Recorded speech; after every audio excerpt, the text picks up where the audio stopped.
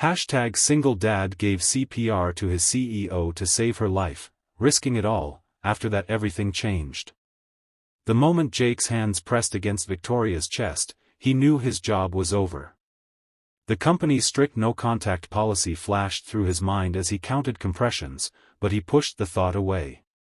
His CEO lay unconscious on the conference room floor, her lips turning blue, and nothing else mattered.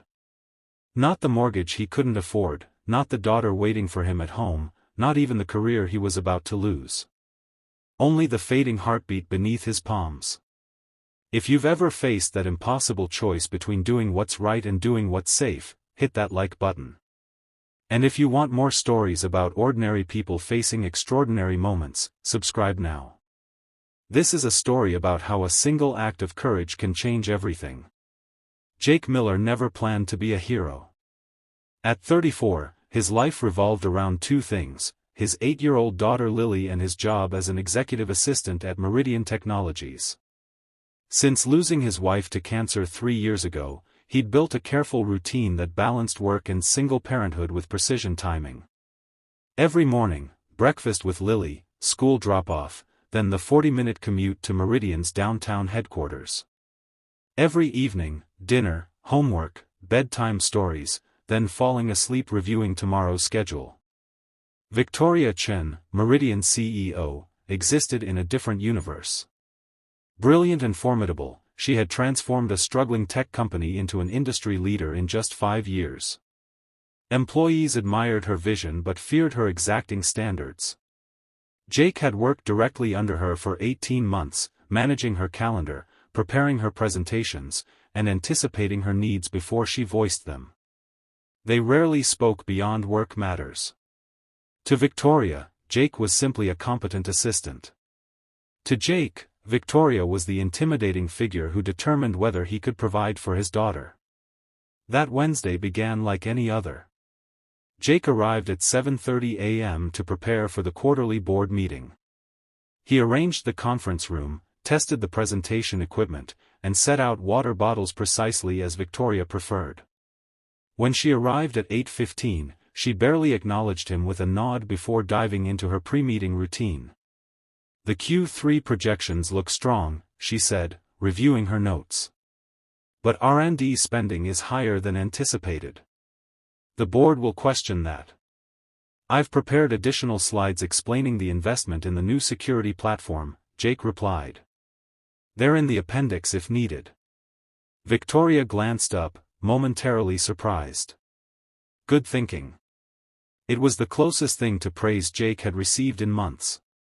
Board members began arriving at 9 a.m.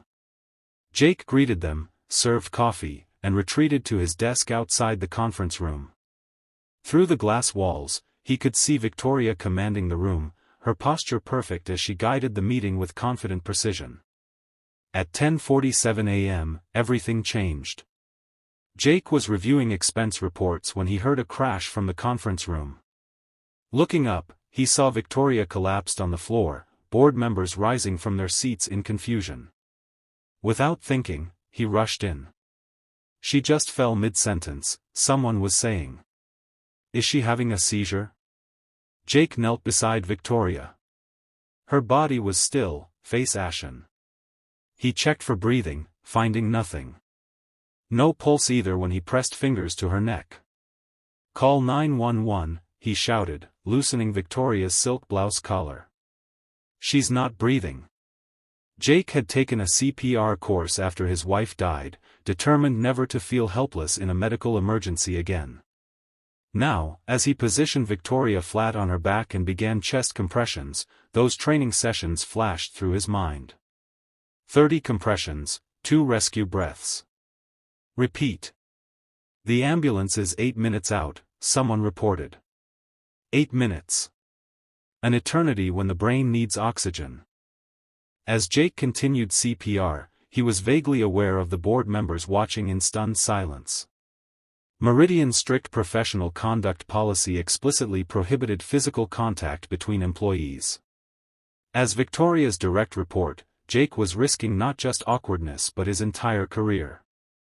Single parents weren't exactly in high demand on the job market, especially those with specialized skills tied to one executive. None of that mattered. Jake counted compressions, delivered rescue breaths, and silently pleaded with Victoria to live. After what felt like hours but was actually just over 6 minutes, Victoria gasped. Her eyes fluttered open, confused and unfocused, but alive. The paramedics arrived moments later, quickly taking over and stabilizing her before rushing her to the hospital. In the sudden quiet of their departure, Jake became acutely aware of the board members staring at him. His shirt was rumpled, his hands shaking with adrenaline. "You likely saved her life," said Walter Griffith, the board chairman. "Quick thinking." Jake nodded numbly. "I should clean up before the next meeting." "There won't be any more meetings today," Walter replied. "Go home, get some rest. We'll be in touch." Those last words echoed ominously as Jake gathered his things. "We'll be in touch" rarely preceded good news. At home that evening, Jake tried to maintain normalcy for Lily's sake. They ate dinner, reviewed her spelling homework, and read a chapter of Harry Potter before bedtime. Only after tucking her in did Jake allow himself to collapse on the couch, the day's events crashing over him. His phone buzzed with a text from HR, "Meeting tomorrow, 9 a.m. Jake stared at the ceiling. He had $4,372 in savings. The mortgage was $1,850 per month. Lily's after-school program cost $475. Health insurance without employer coverage would be astronomical. The math was impossible. Sleep evaded him that night. By morning, he had rehearsed his defense a dozen times, though he knew it wouldn't matter. Policy was policy. He dropped Lily at school with an extra tight hug, trying to hide his fear behind a smile. "Everything okay, Dad?" she asked, too perceptive for her age. "Just a big day at work," he answered. "I love you, Lilipad." "Love you too. Can we have pizza tonight?"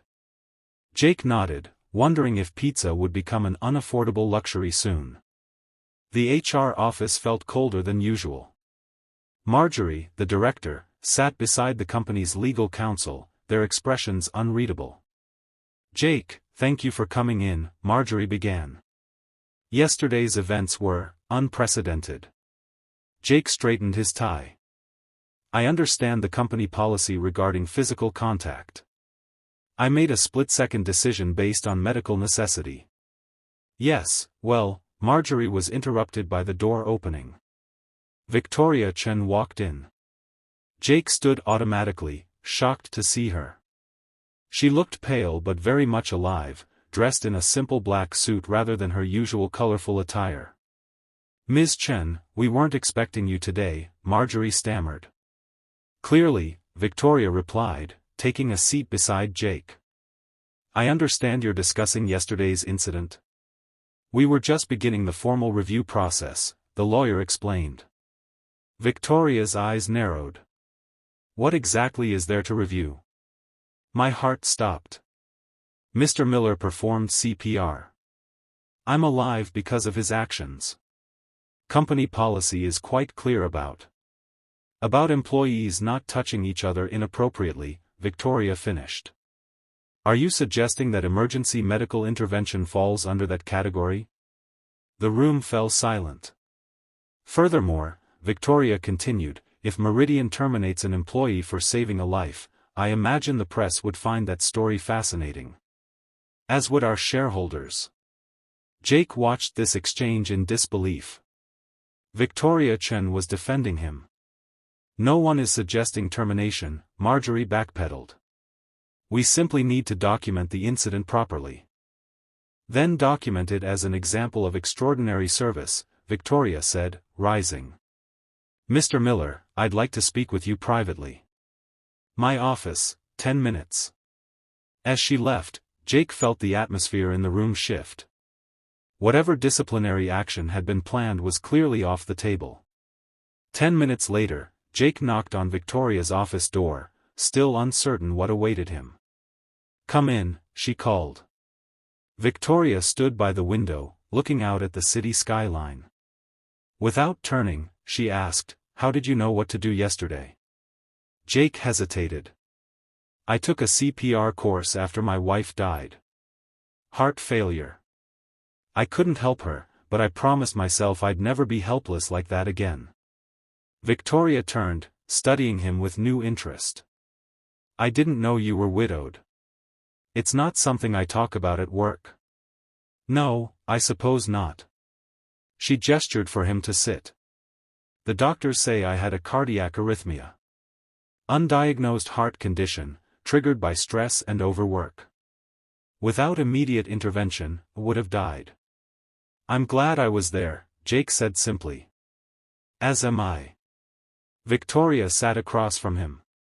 "The board chairman tells me you've been preparing supplementary materials for my presentations.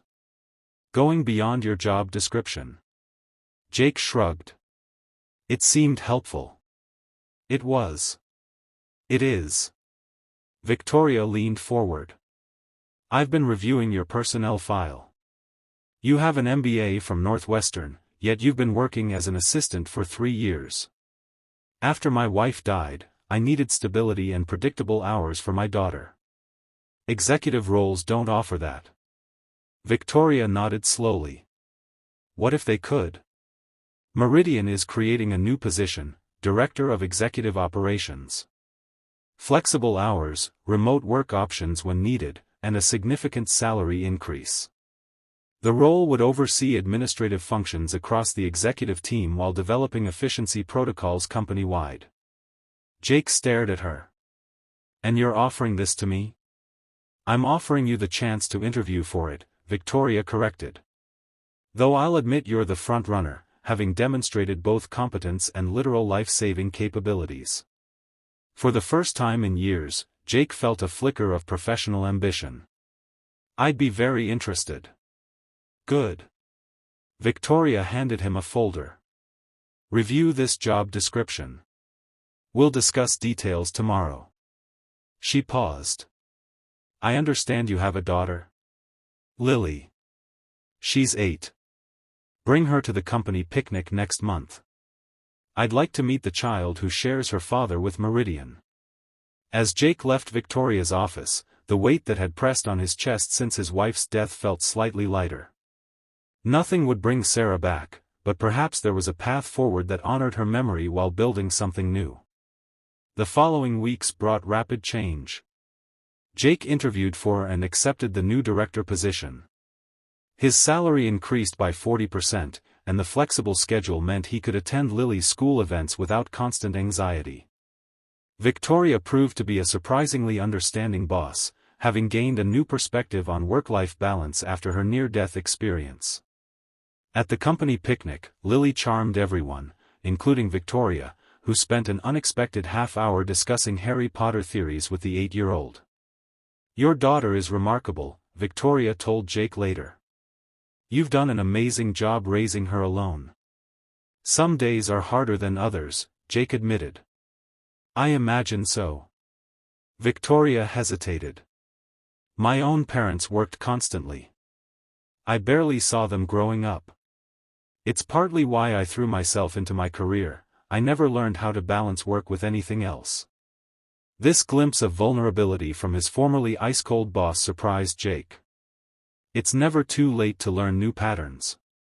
Victoria smiled slightly. "Perhaps not."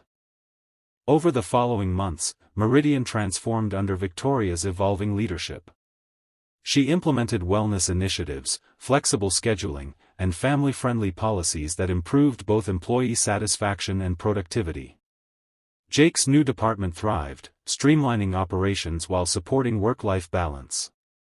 6 months after the CPR incident, Jake found himself working late, finalizing a presentation for the next day's investor meeting. Victoria appeared in his doorway. "Still here?" she asked. "Just finishing up.